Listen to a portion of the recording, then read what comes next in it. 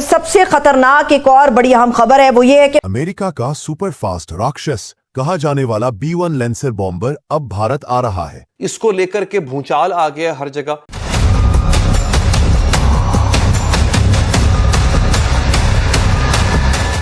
लेकिन सबसे बड़ी बात यह है कि इसके साथ एक मेगा अपडेट भी जुड़ी है।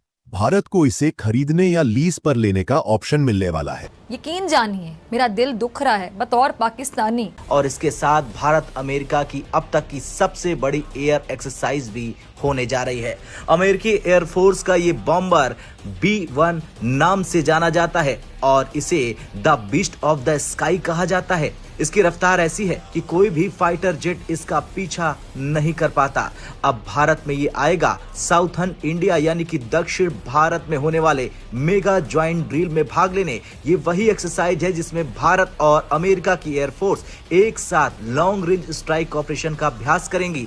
ये कोई तरीका नहीं है, मगर हिंदुस्तान बाज नहीं आता है। भारत की ताकत कई गुना बढ़ जाएगी। अब खबरें ये हैं कि पाकिस्तान के खिलाफ इस्तेमाल करने के लिए भारत ने $1 बिलियन की जो मेगा डिफेंस डील की है HAL और अमेरिका की GE के बीच हुई है और ये है 113 पावरफुल जो F404 इंजन के लिए जो तेजस LCM-1 फ्लीट को पावरफुल बनाने के लिए काम आने वाली है। जब बाज ऊंचा उड़ता है तो शिकार खुद को सुरक्षित नहीं मान सकता और अब भारत भी वो बाज बनने जा रहा जिसकी उड़ान दुश्मनों के दिल में डर भर देगी। अमेरिका ने बिलाखिर भारत को वही टेक्नोलॉजी दे दी है। पाकिस्तान और चीन के लिए एक नया चैलेंज बन गया है, यानी हजारों किलोमीटर दूर जाकर लक्ष्य पर हमला और सुरक्षित वापसी। इस ड्रिल में भारत के Su-30 MKI राफेल और अमेरिका के F-35 F-18 के साथ ये B-1 लैंसर बॉम्बर भी हिस्सा लेगा। एक एनवायरनमेंट बिल्ड करना चाहते हैं कि लैंड एयर सी जो है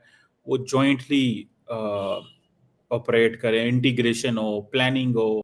मैं ये कह रहा हूं कि अगर आप पंगे नहीं लेंगे तो कोई आपको तंग नहीं करेगा। अगर आप खुद पंगे लेंगे तो फिर मसाइल आएंगे, प्रॉब्लम्स आएंगे। पाकिस्तानी आजकल यूनाइटेड अरब अमारात में जब जाने के लिए अप्लाई करते हैं 99% से ज्यादा वीजे रिजेक्ट हो रहे हैं। तो इंडिया समझता है कि आइंदा जंग को लंबा करने के लिए जो अटैक है वो तमाम आर्म फोर्सेस को मिलकर करना चाहिए। खित्ते में ताकत के तवाज़ुन को बदल देने वाली इस खबर से पाकिस्तान में अभी से खौफ मचा हुआ है। उमेश जी, बड़ी खबर है। $1 बिलियन की डील HAL और GE के बीच इंजन जो एडिशनल इंजन है जो पिछली डील है उससे अलग हटके और 113 इंजन की जो ये डील है किस तरह से देखना चाहिए? क्या जो हम एक तरफ तो भारत और अमेरिका की बात करते हैं तो ट्रेड को लेकर खटपट है लेकिन डिफेंस कॉर्पोरेशन एकदम बराबर चल रही है। कैसे आप इसको देखिए? जो पिछले डील में हमें डीले फेस करना पड़ा वो सारी चीजें मैं आपसे जानना चाहूंगी। सारी बातें देखिए, भारत ने एक तरह से अपनी जो डिफेंस है मिस्टेक्स है उसे कहीं ना कहीं सीख रहे हैं और they are trying to ensure that future में डिलेस ना हो। 2021 में हमने उनके साथ पहला इंजन डील साइन किया था हमारा जो 83 LPA Mk-1A के एयरक्राफ्ट के लिए, और अभी जो हमने साइन किया है एडिशनल 97 LPA तेजस Mk-1A एयरक्राफ्ट के लिए जो सितंबर में हमने ऑर्डर दिए थे 66,000 करोड़ का। अब ये जो इंजन है ये $1 बिलियन का है जिसमें 99 इंजन का बताया जाता है कि ये एक तरह से 99 इंजन या 113 इंजन को इनको सप्लाई किया जाएगा। देखिए अमर जी, जो तेजस का अभी जो मॉडल बनाया गया है उसके अंदर आप दूसरा कोई भी इंजन रिप्लेस नहीं कर सकते। इसी के लिए अमेरिका ने इसका फायदा उठाया और अमेरिका ने हमसे एक तरह से जो कमिटमेंट मांगा था कि हम दूसरा एयरक्राफ्ट नहीं लेंगे, we started buying 2 different aircraft from Rafale. तो कहीं ना कहीं वो एक्सपेक्ट कर रहे थे कि हम उनका F-22 रैप्टर लेंगे या F-35 के जो लाइटनिंग जो उनका 5th जनरेशन है वो लेंगे। हमने मना कर दिया और हमने रफाल लिया। अभी इंजन देना उन्होंने चालू कर दिया। 4 इंजन इस साल उन्होंने दे दिया है by end of this year मतलब मार्च 2026 तक उन्होंने बोला है कि 12 इंजन दे देंगे। आजकल जो इंडिया की जो फौज है ये ट्रिशल एक्सरसाइजेस कर रही है, कहा जा रहा है कि ये बेसिकली मल्टी डोमेन ऑपरेशंस की तैयारी हो रही है और एक जो वो जिसे कहते हैं ना एक एनवायरनमेंट बिल्ड करना चाहते हैं कि लैंड एयर सी जो है वो जॉइंटली ऑपरेट करें, इंटीग्रेशन हो, प्लानिंग हो, इस तरह की बहुत सारी चीजें। आपको क्या लगता है कि ये ऑपरेशन सिंदूर जो इंडिया ने किया उसके बाद इंडिया ने महसूस किया कि हमें जंग को अपनी डायरेक्शन में लेके जाना चाहिए, मींस कि अगर नेक्स्ट पाकिस्तान पे हमला हो तो लैंड एयर सी करें रादर देन कि आप सिर्फ एयर स्ट्राइक करें?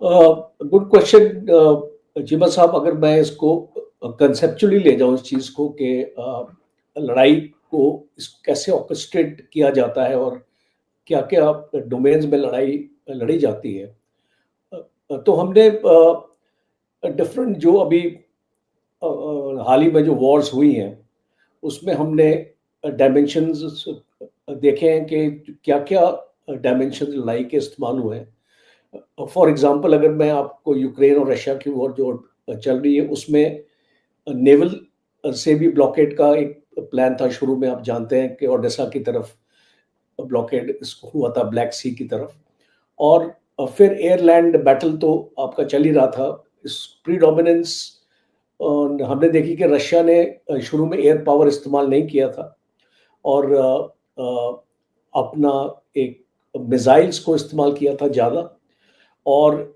ड्रोन्स को इस्तेमाल किया था। फिर हमने देखा कि यूक्रेन ने भी बहुत अच्छे तरीके से अपने ड्रोन्स को इस्तेमाल किया रशिया के अगेंस्ट और काफ़ी नुकसान उनके एयरक्राफ्ट्स को ग्राउंड पे भी एक्चुअली पहुंचाया। So dimension of war actually बदल रही है और ये इसको सिंदूर के साथ इसका रिलेशन कुछ नहीं है। मैं आपको बताऊं, अगर आप एक लड़ाई की अगर हालत में हम जब बात करते हैं कॉम्प्रिहेंसिव मिलिट्री पावर की, तो कॉम्प्रिहेंसिव मिलिट्री पावर क्या होती है?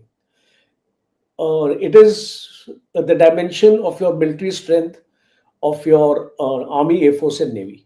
और इसीलिए आप अपने आर्मी, एयरफोर्स और नेवी के ऊपर इतना पैसा खर्च करते हैं, तो वो आप फालतू में तो खर्च नहीं करते हैं। आप चाहते हैं कि उनकी एक उसको यूज किया जाए एक लड़ाई के माहौल में। अब आपका मेन क्वेश्चन है, बड़ा इंटरेस्टिंग है कि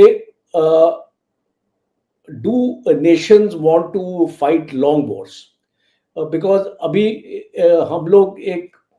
हम जब पाकिस्तान की तरफ भी देखते हैं, डॉक्ट्रिन भी पाकिस्तान के साथ हम अपने बनाते हैं, उसके बारे में सोचते हैं,